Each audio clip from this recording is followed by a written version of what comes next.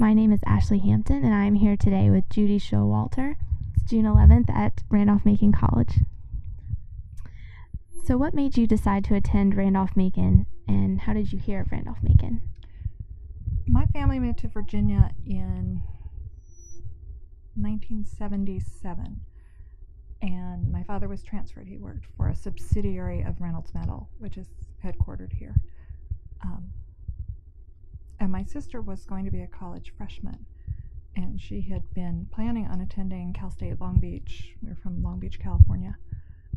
But when the family was transferred, she decided to come with us, and my parents were looking for a place for her to go. And a member of the Reynolds Board of Directors was on the Board of Trustees at Randolph-Macon College. And so he brought my sister up to look at it, and she ended up coming here before me. And then when I was looking to go to college, and I graduated from high school in 1980, I knew I wanted to go into the ministry, and we're United Methodist, always have been. So it being the oldest Methodist related school, it seemed kind of like a good fit. And in Virginia, a lot of the clergy that were my pastors growing up went to Randolph-Macon and then Duke. And so my thought was that I would go to Randolph-Macon and then Duke, like all the pastors before me.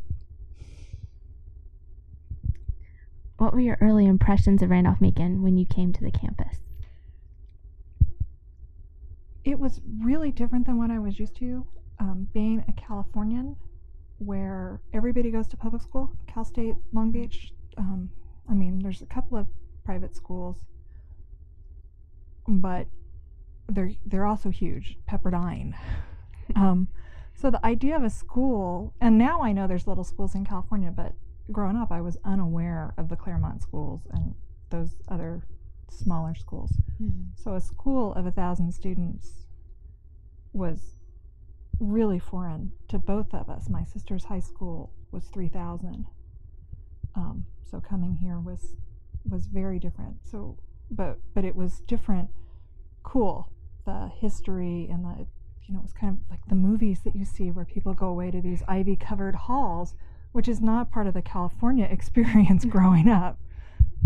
So it was very different than what we had grown up thinking a college or a university would look like, but very friendly, and very interested in having us come here. That was one of the impressions. It was a place that I was wanted. I did apply to other schools. I applied to JMU, which was the hot school in 1980, and all my friends were applying there, and so I applied. And I applied to William and Mary, and I applied to William and Mary because my mother is a historian and thought it was just incredibly cool. And because William and Mary I went to a small private Catholic school, and William and Mary had not accepted a Marymount graduate in the last 4 years. And so it was kind of a challenge to see if I could get them to accept me. And they did, and then I didn't go there, and my mom was really, really mad, but she got over it. That's good. So how did you majored in religion? I majored in religious studies. And how did you decide on that major? I was going into the ministry. It seemed to make sense. Actually, one of the reasons I did not go to William and Mary, when I went down to the interview there, they told me that they discouraged their pre-ministerial people from majoring in religion. They'll teach you that in seminary, mm-hmm. and you should major in something useful like business. And that was not the kind of ministry I wanted to be involved in. And I said Randolph-Macon was very excited about the idea that I wanted to be pre-ministerial, and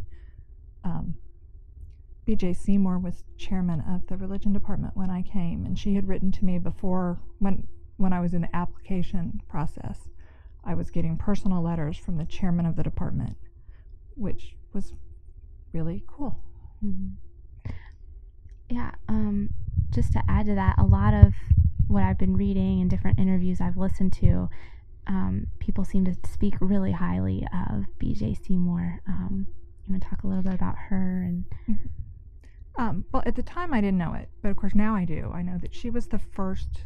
She came to Randolph-Macon as the Dean of Women when Randolph-Macon went co-ed, and she was the first female full-time faculty member. She was the first female faculty member to be granted tenure. She was really a huge groundbreaker, and she was also quite a scholar. I mean, her knowledge of the Old and New Testament was amazing, and her specialty was in ethics, and so she taught a variety of courses, and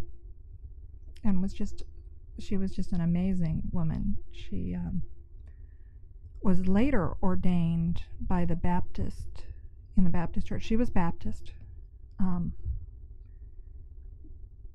when she was teaching here, she was not ordained. And then as soon as the Southern Baptists declared that they would not ordain women, she went to her pastor and asked to be ordained, and her congregation ordained her, even though the Southern Baptists told them they couldn't. And that's also kind of the kind of woman that she was. As soon as they told her she couldn't, then she wanted to do it. So that was, she was just really quite an amazing person. And my freshman year, we had January term, so like we have now, and we went to Israel with her, and that was an amazing trip. And I'm so grateful that I had the opportunity to go when Israel was in a period of relative peace, so that we got to see a lot of things. We went up on the Golan Heights. Wow. They would not take kids on the Golan Heights. Now, I wouldn't, Mm-hmm. and I would not allow my child to go. But we got to see, there were still, it's Israel, Mm-hmm. and they've always been prepared for war, and there were still a lot of soldiers and things like that, but it was a fairly stable time when we were there, and so we got to see an amazing amount. That's great. What activities and different organizations were you involved in while you were a student here at Randolph-Macon?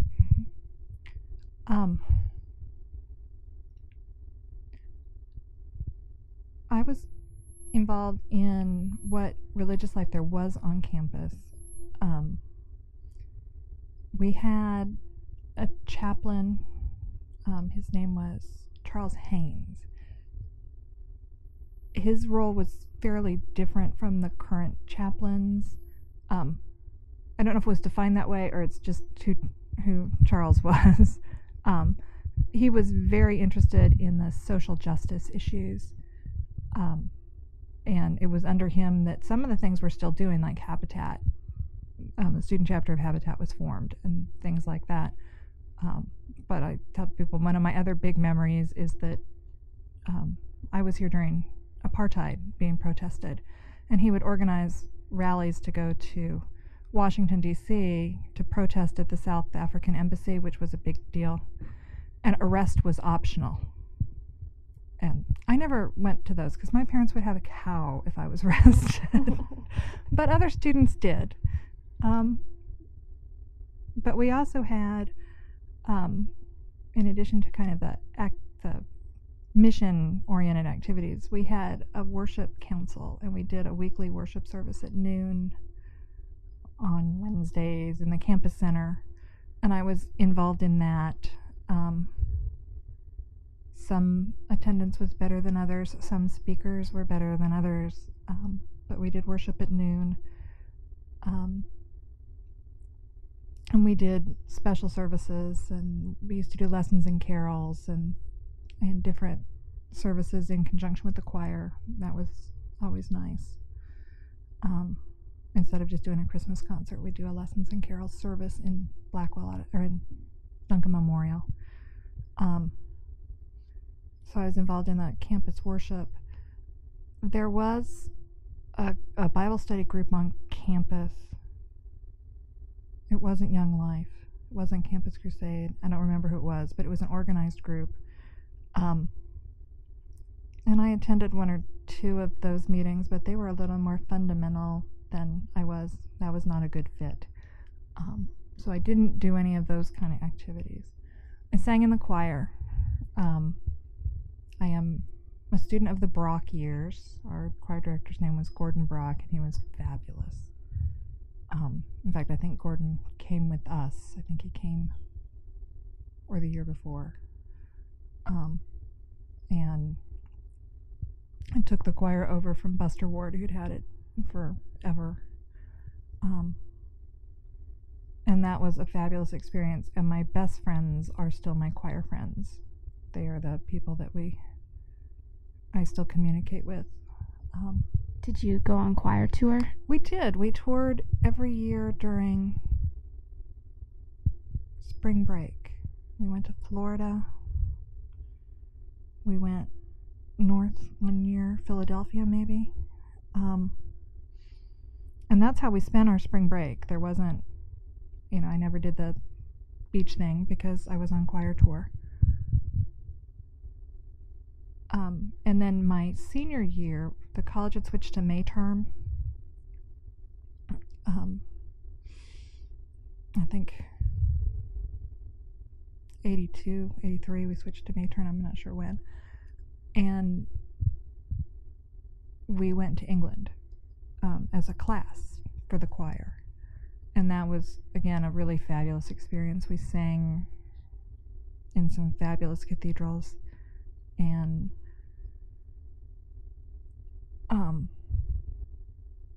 stayed in homes. We were home hosted, so we got to meet some really interesting people and had just a fabulous time traveling all over England and singing and touristing and studying, and it was really fun. It was cool. So what was student life on campus like in general? Just kind of in broad terms, were lots of students involved in those same kind of activities, or was it the minority?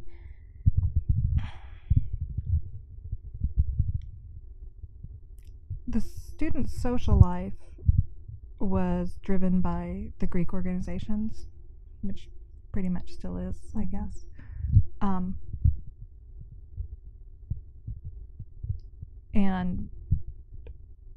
But there were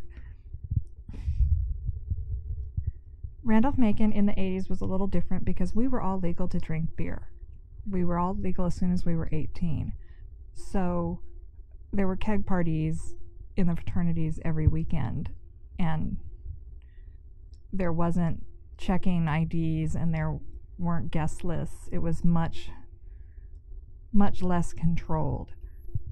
In some ways that's bad because it was much less controlled. In some ways it's good because we got it all off on Friday night and we were done, or Saturday night, but there wasn't a lot that went on. There wasn't a lot of social life during the week. We went to a lot of fraternity and parties.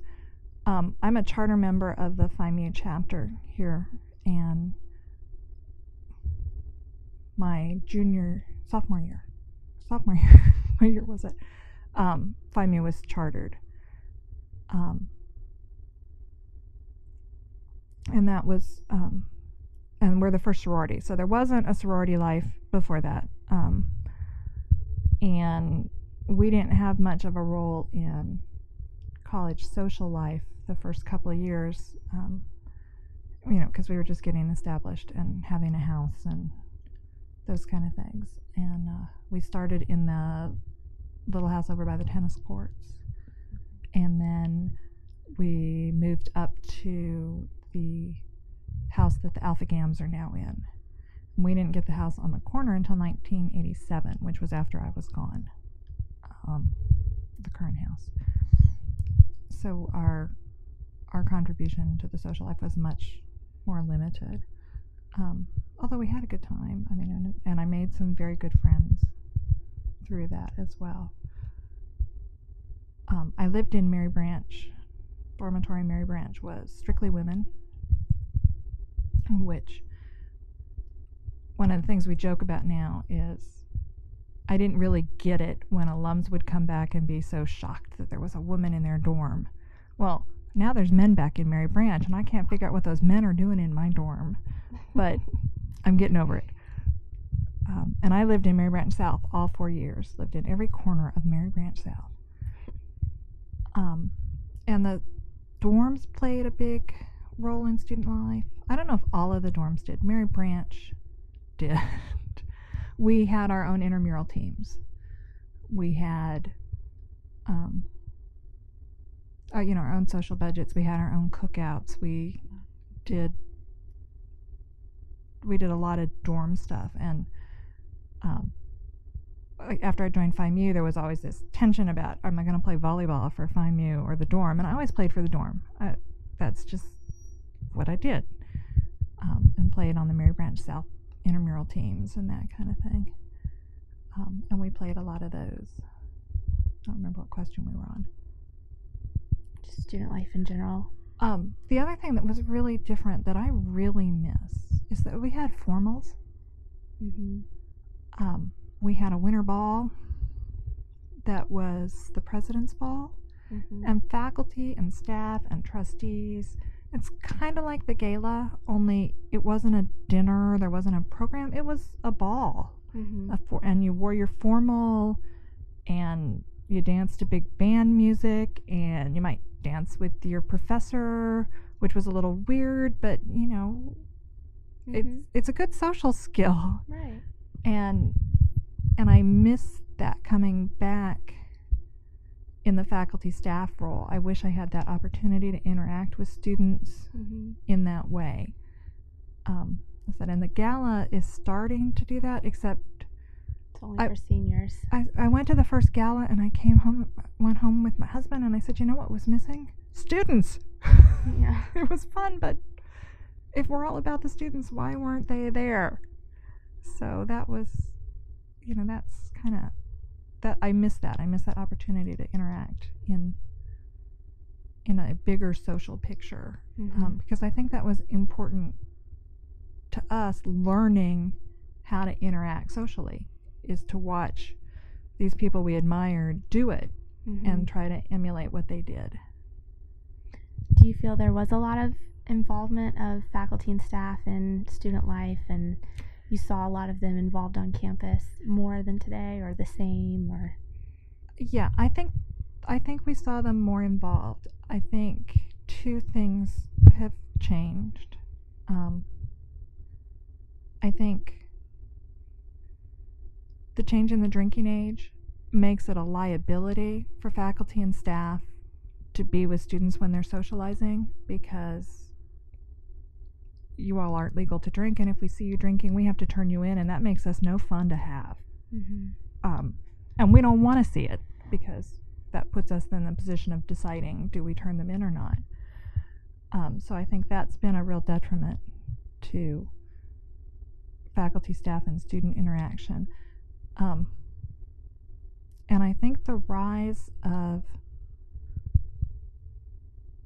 professional student life staff, and I'm not saying that's a bad thing, because they sure know a lot more about the rules and how things run than we did, but we had a dean of students and he had an assistant, and we didn't have a director of Greek life, and they ran everything. And so the faculty and staff had to step up and sponsor more organizations. Our chapter advisors, I think, had a more active role than our faculty and staff advisors for our Greek organizations do now, because now we have James, so they don't need another adult. And with the other student organizations, and I cannot remember who the faculty sponsor for Habitat for Humanity was, but there was one. Mm-hmm. And the faculty sponsors had to be much more active. It was also not uncommon to see faculty, young faculty, out at the fraternity parties. They didn't stay late, but they made an appearance and they came by and spoke to people, and were just more active more visible. And Camptown, we had a big party weekend of bluegrass music, and it moved. In my first year, it was in the back of Mary Branch, and then it was over here by the Science Building. But Camptown was always a big deal, and we'd have bluegrass bands in all day and sit on the grass and listen to bluegrass and drink beer, and the faculty were always there. They didn't stay all day, but they were there part of the day. And so that was important. And I feel like we were in the faculty's homes more than students are now. I'm not sure about that. But I know the classics, I was a classics minor, and they're going to get me for not remembering the name, but there's the honorary fraternity for classics, whatever it is. Dr. Doherty or Dr. McCaffrey always had us out to their house for dinner and cooked a big Greek fancy dinner. Mrs. McCaffrey makes the most fabulous Greek food. It's just fabulous. So they always had us out, and B.J. Seymour always had all the majors to her house, and she doesn't cook. Never cooked. So that was always kind of an adventure. Was BJ going to try to cook for you, or was pizza being delivered? Because she did not cook. But she still had us in her home. And I don't think we do as much of that anymore either. And Dr. Brock's, we were always at Dr. Brock's house. After every concert, we were at Dr. Brock's house. Did they live closer? I know a lot of faculty commute more. Yeah, Dr. McCaffrey lived on Mullen, in one of the faculty houses in Mullen at that time. Dr. Doherty lives in Elmont, still does. It's the coolest house in Elmont. They were renovating it at the time. They bought an old schoolhouse, a 4-room schoolhouse. Oh, wow. And it is just, I don't know how I don't have the vision to walk into a schoolhouse and figure out how to make it a house. They do. It's fabulous. BJ didn't live in town. We had to drive into Richmond. Okay. But we did it. And yeah, Dr. Brock lived within walking distance. We could walk. So I think that probably is different. There aren't that many faculty that live here in Ashland anymore. Was there much diversity on campus in the 80s, or was it still? It was pretty lily white. Yeah. There were some African American. There wasn't anywhere near the international presence that there is now. I'm sure we had some international students, but I surely cannot think of one. I know we had some African American students, but it was not a significant presence. And I can name a couple, but because it wasn't a big deal, but it was when I look back, I think, wow, we were really, really a homogeneous group. Did people stay on campus on the weekends mostly, or was there a lot of going into Richmond or DC or those kinds of activities? There was a lot of going into Richmond and coming back. There wasn't going into Richmond and spend the weekend. There was a lot of going into the clubs and back out, or into the movies or things like that.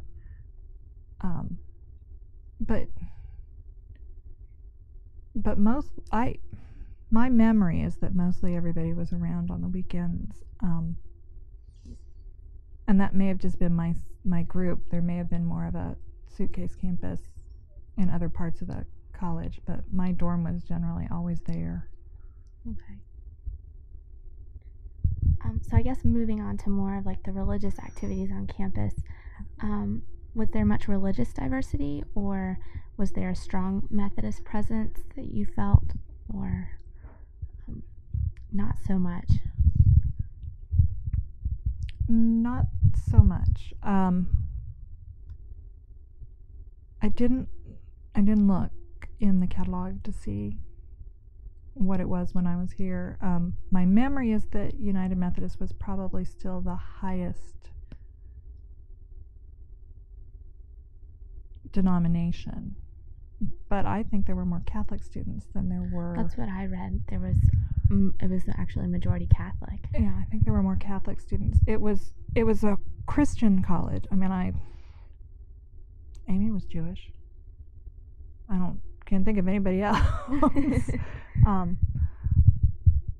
And I there were a few Jewish students, and I remember that the Ungers used to invite them home for important Jewish holidays, and they would, which I thought was also really lovely. Professor Unger? Mm-hmm. Professor Unger would have students to his house for High Holy Days, because it was such a small group and they didn't want them forgotten. There was an attempt by Duncan Memorial to have a presence on campus.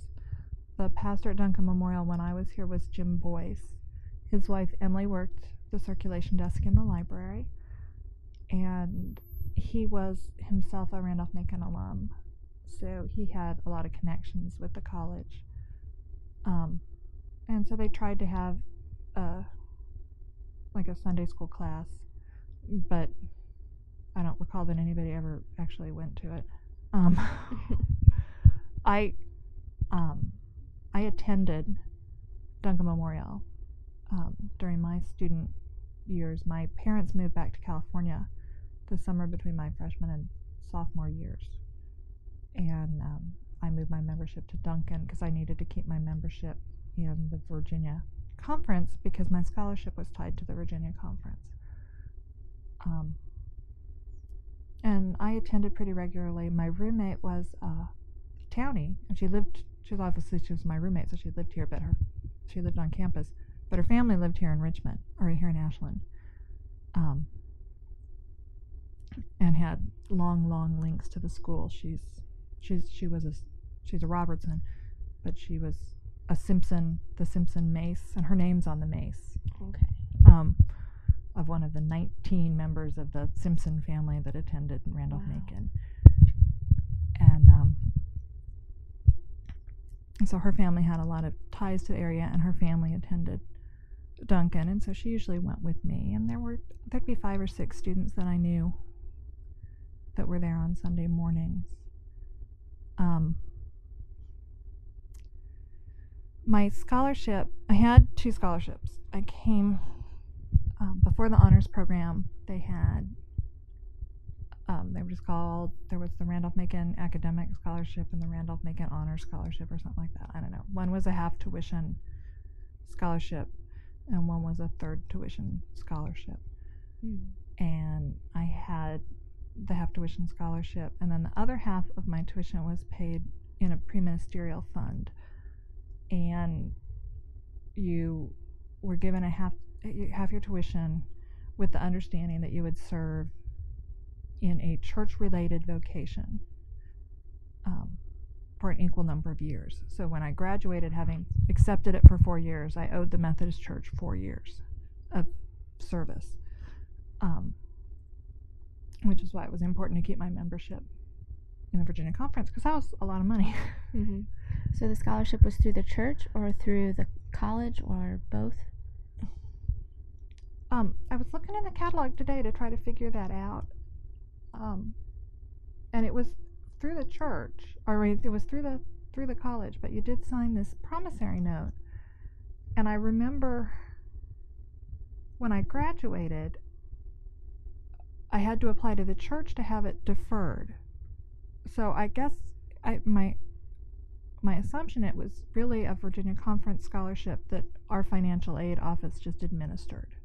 Okay. And you had to be recommended for it, and you had to have a letter from your home congregation recommending you for it.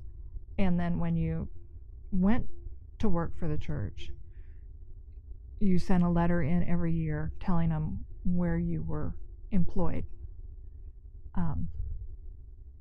And that had to be signed by your church. Mm-hmm. So, and I sent those to the church. You didn't send those back here. Macon didn't, once you graduated, Macon didn't care. So it must have really been through the Virginia Conference. Okay. Do you recall very many students that had this scholarship? No. I had one.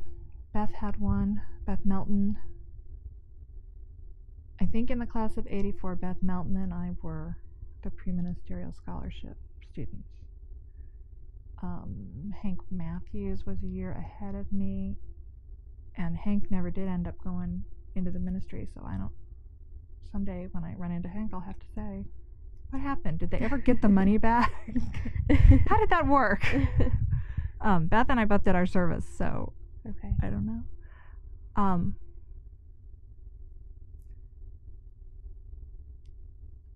And I don't know of anybody else from our class who had one, and I don't know of anybody else from my class who went into church service. Okay. I was going to ask how many pre-ministerial students you thought there might have been in your class. I think in my class there were just 2, I think, and at the college I think there were 6 or 7. I mean, it was a very small group. Okay. And Beth and I are not ordained. Beth and I both went into educational ministry, and I know that's a big difference with the Bailey scholars. They have to be on the ordination track, and we did not have to be. We just had to be in a church-related vocation. Okay.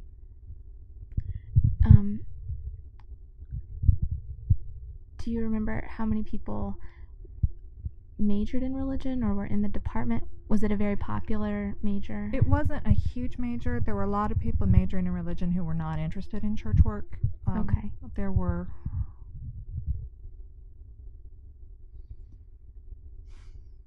I think there were 8 or 9 of us that majored in religion in my class. I'd have to pull the commencement bulletin because it lists, I think it lists your degree, and count. But there were 8 or 9, and I don't think Beth, who was the other pre-ministerial, I don't think she was a religious studies major. I don't remember. Okay. And you said you and some students attended Duncan. Do you recall any faculty members that attended Duncan? Yeah, you would always run into faculty over there. Well, Ira Andrews was the dean of students while I was here, and he is a Methodist clergy as well as, and now he's retired. So do you know him? Did he retire before you came? Because then he taught, after he retired from being dean of students, he taught in the religion department. But at any rate, Ira was a big force. The Brock family, that was their family church. Some of them who are still attending, Brian Morse attended there. I think Al Acey attended there. So there you would see a lot of the faculty, not a lot, but there were always 4 or 5 faculty members that you would see. Okay. And some alumni from previous classes have said, some faculty would lead Bible studies or be involved in religious organizations on campus. I think that was more in the 40s. Did you see any of that in the 80s or any remnants of it?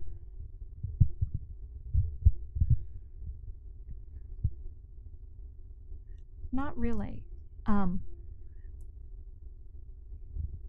They were involved peripherally, like with the worship at noon, because we'd call on them to preach, or the folks that were ordained. Willie Chappell would preach for us a lot.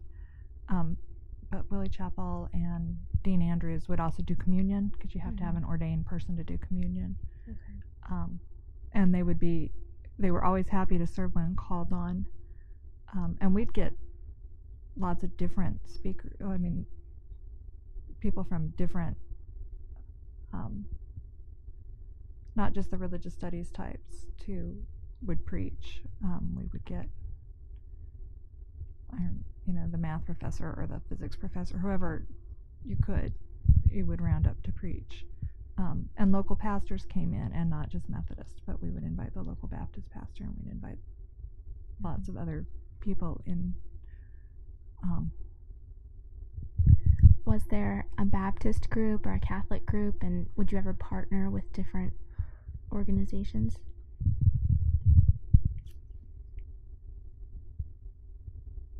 There was a group of Catholic students there was a group of Baptist students. They didn't do things on campus. They got picked up. Okay. Now St. Anne's was at St. Anne's. I mean, it was at the corner, and the Catholic students could walk up to the corner. That was an active living congregation. Mm-hmm. The Smiths belonged to it. I can't remember. There were a couple faculty members who belonged to St. Anne's. Mm-hmm. And I was aware that the Catholic students were going to a cookout, or the Catholic students were going to this or that. St. Anne's was doing a spaghetti dinner for the Catholic students. And the same thing with the Baptist church that's out off 54. They would pick students up on Sunday nights for supper, and they would, and so I was, but there wasn't a Baptist group on campus per se. There was a church that shepherded the current Baptist students. Okay. Do you recall the Duncan, even though chapel was no longer mandatory, it was still considered the college chapel? Mm-hmm. Do you recall it being used for anything aside from matriculation? Actually, we didn't matriculate. Oh.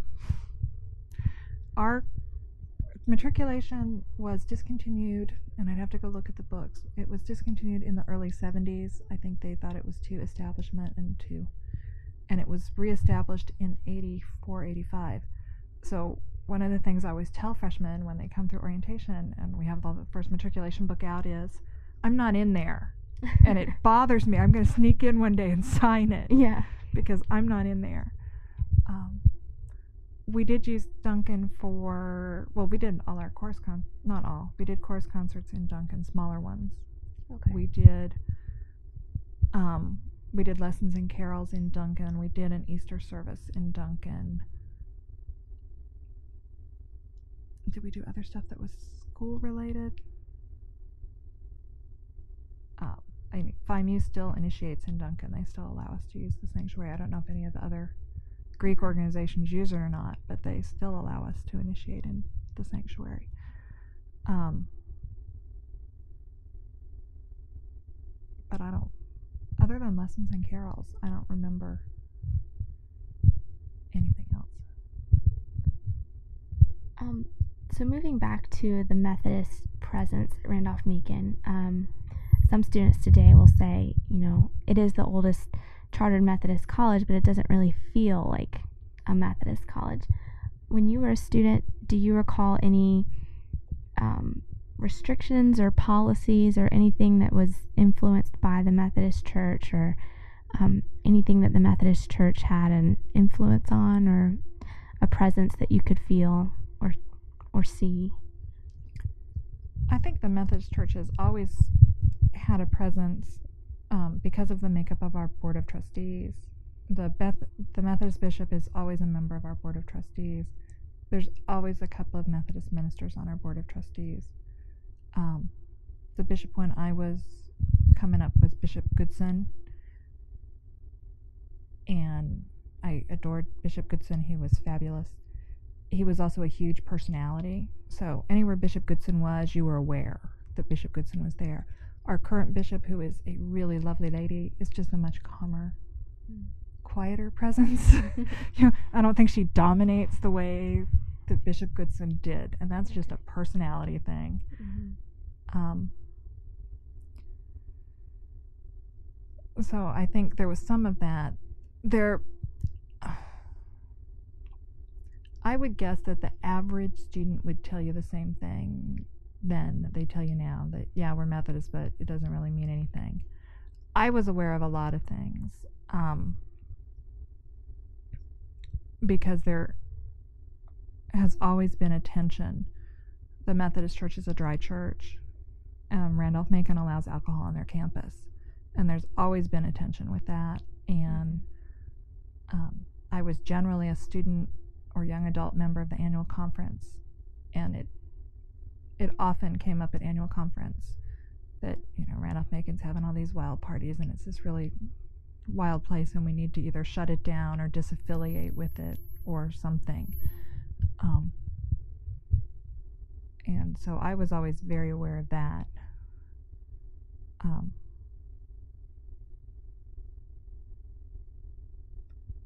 But other than discussions about the alcohol policy, I don't remember a lot of other things that would be Methodist related.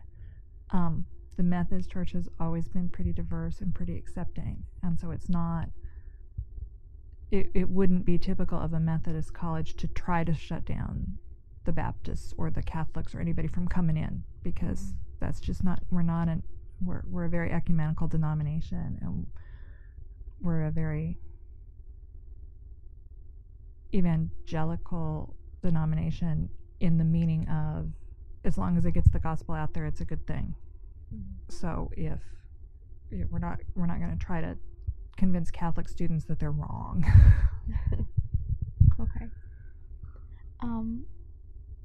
So what do you think has kept the relationship between the church and the college going? I mean, in your opinion, is it more just a historical significance, or I guess what has kept them from disaffiliating with the college? I think it is that. I think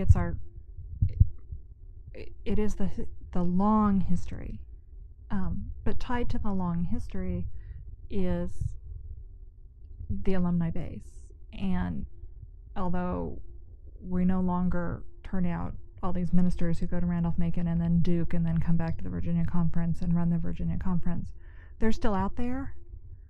And I know when it would come up that we needed to disaffiliate, this would start running through the conference, then all the Randolph-Macon alums would sit together and vote as a block and make it just really well known that we were there. And we were there because of Randolph-Macon, and you can't discount that. So I think that the alumni base, and it's not just the clergy, because I'm not clergy, or the really active Methodists, professional church types, but the lay people who are active in their local Methodist churches, who were students here. And there's lots of them. And then there are some other Methodist ties. There, Estes Dining Hall. Ed Estes did not attend Randolph-Macon College. He was not an alum. He was a Methodist clergy, or not clergy, he was a Methodist layperson. He owned a car dealership, who was looking for a way to support the church and chose to do that here. Frank Brown for whom the campus center is named and who was a major donor, was a Methodist layperson who was looking for a place to support the church and did it through education. So I think there's those ties as well that the Methodist Church wants to honor.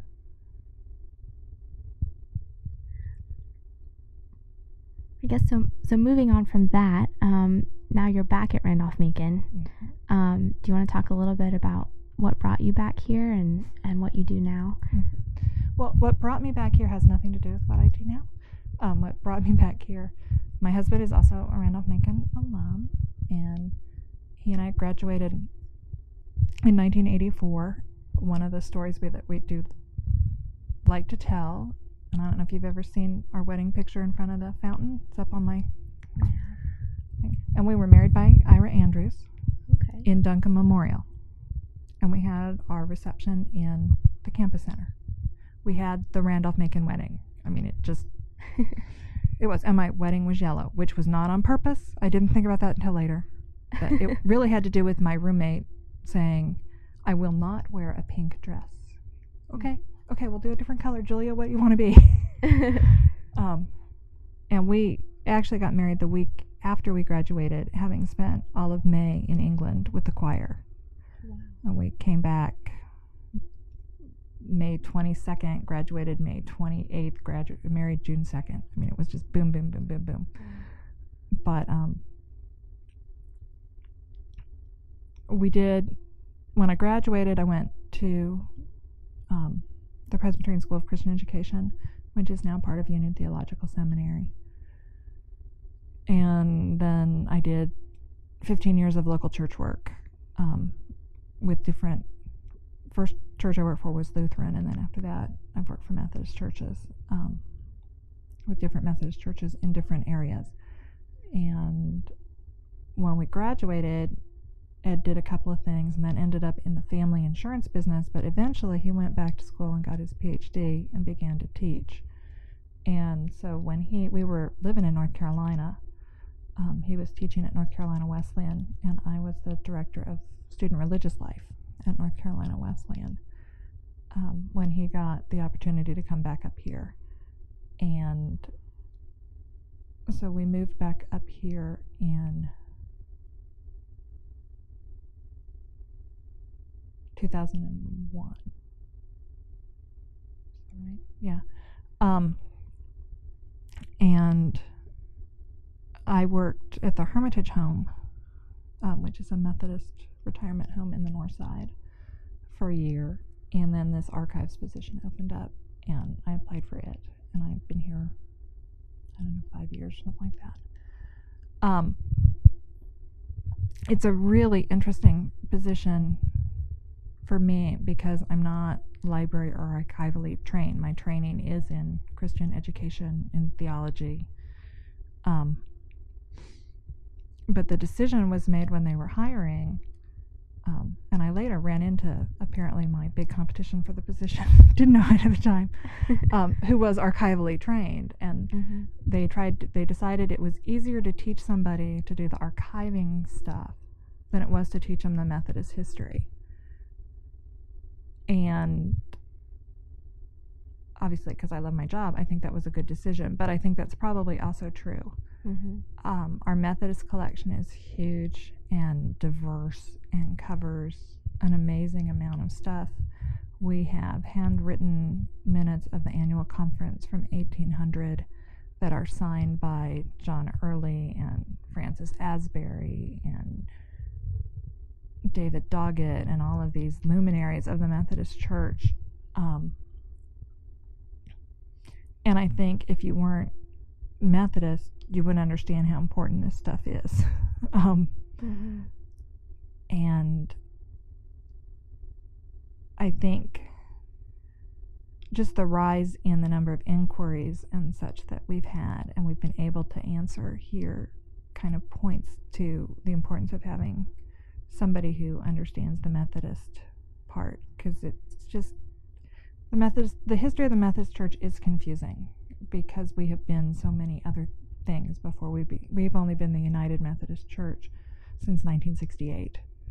We've been the Methodist Episcopal Church and the Methodist Church and the Methodist Episcopal Church South, and we've been in the Virginia Conference, but parts of Virginia have been in the Baltimore Conference, and parts of Virginia have been in the Holston Conference, and just try to sort it all out.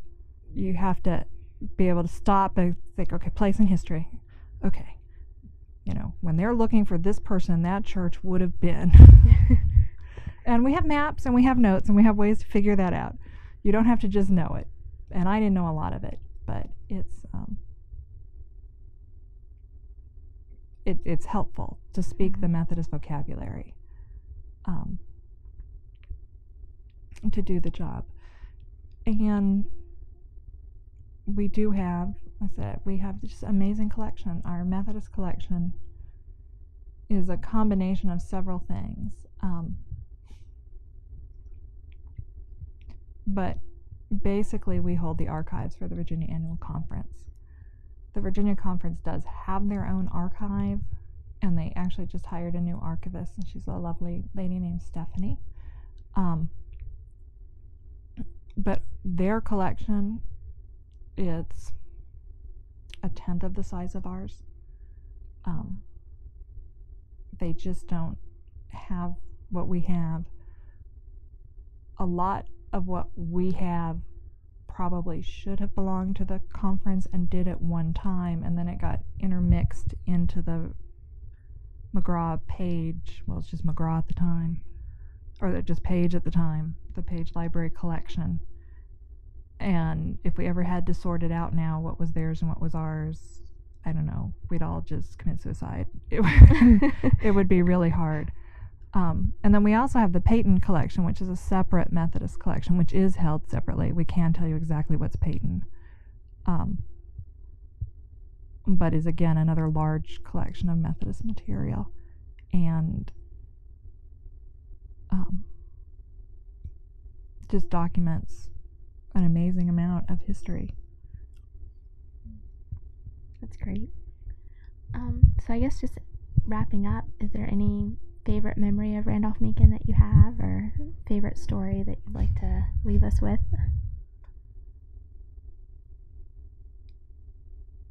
You know, I've asked people that and asked people that, and I have no idea. I think my best memories of Randolph-Macon, I mean, my favorite things that I did were my travel terms.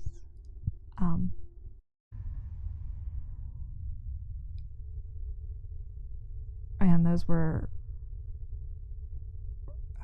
very meaningful, and I just wouldn't give up traveling for anything. I encourage all of our students to travel while you have the opportunity, because then you graduate and then you don't get to do it anymore. It's a shame. It is a shame. Well, I've been back to England, but that was I went back to England 2 years ago. It was the first time I'd been out of the country since college. Wow. So those were probably my favorite classes, and my best memories are probably actually just tied up in hanging out with my friends, hanging out in Mary Branch, sitting on the steps of Mary Branch, drinking frozen fruit beverages that we made in blenders in the hall, and just doing nothing. Okay, well, thank you very much for your time. Thank you.